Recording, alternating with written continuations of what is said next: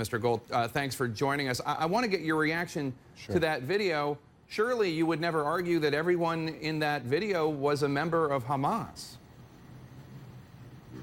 Well, surely you would agree that any reasonable human being would have his heart go out to the people in that video and hope that this kind of conflict can be altered in some kind of way so that these kind of situations don't occur again.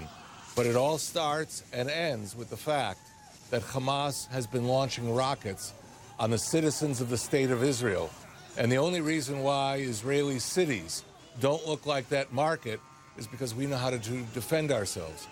Well, it's a great thing that Israel knows how to defend itself, and certainly nobody wants, certainly I don't want, certainly others do, but I don't want any more Israeli casualties. But I think the question is whether or not what the Israeli Defense Force is doing in Gaza is commensurate with what Hamas is doing when they fire rockets. We just got word from the Palestinian Health Ministry that 9 Palestinians, part of a family that included 3 children, were killed following an Israeli airstrike on a house in central Gaza. 3 more children killed. That's more than 200 children that we know of. Now, I guess the question is, even if that strike took out a Hamas militant, Israel seems to be saying it is worth it to kill those 3 children for that one militant. Is that true? Is that a fair way to describe the calculation being made?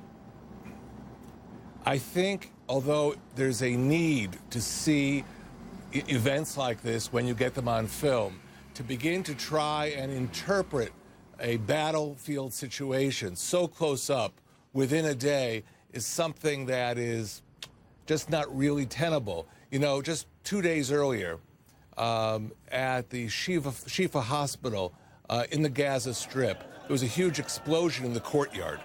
And many people thought, oh no, what happened? Children were killed. And the immediate accusatory finger went to Israel. Well, it turned out that what exploded in that courtyard was an Iranian missile that was aimed at Israel. And simply the Hamas launch team mishandled it. Right, and I don't want to hold you responsible for Hamas misfires, absolutely, but certainly you would concede that of the more than 1,200 Palestinians who have been killed, most of whom, according to the UN, 70 to 80% of whom are civilians, most of them were killed by Israel, right? You would concede that point. I do not accept these numbers that are being put on the table today because I've seen it before. I remember we had a big battle in 2002 in a place called Jenin. And I remember Saeb Erekat sitting in Jericho saying that there was a massacre there in which 500 Palestinians were killed. Well, when the smoke was cleared, it turned out the numbers were far less. They were closer to 50, and the vast majority were associated with the armed groups of Fatah or Hamas. So I'm saying that because in the past, I have seen how situations start out with all kinds of numbers. Now, I am not being cold, and my heart is with those people whose lives have been affected and threatened, or they've lost their lives as a result of these military operations on the Palestinian side. But I also understand how war situations work. Numbers are going around. You know that the Hamas in the past had a special legal department called Al-Tawfiq, means documentation. They would gather material, get it to the Goldstone Commission or get it to courts in Europe in order to advance their aims. So that is why we've got to look very carefully at these numbers. We have to understand the tragedies that occur, and we shouldn't ignore them. You don't believe the United Nations when they buy the UN.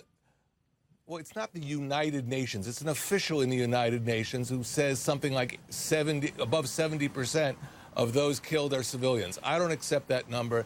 That doesn't happen in past Israeli-Palestinian conflicts in the Gaza Strip. It's way out of line. Do you have a number? Do you have a number of how many Palestinians have been killed? No, that's exactly my point. That's exactly my point. Everybody wants to get the number yesterday. We're in 24-hour news cycles. You have to know what's happened. You have to tell your audience. But we don't know. But surely you would concede that it's hundreds and hundreds of people, and a majority of them are civilians, right? You would agree with that?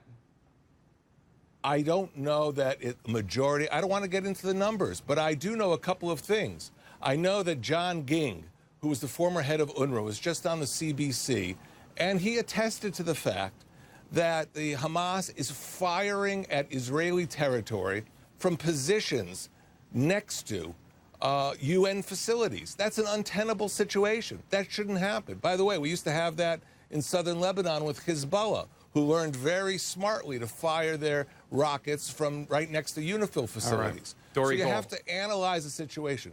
Dore Gold, we appreciate your time. Thank you so much for coming on the show.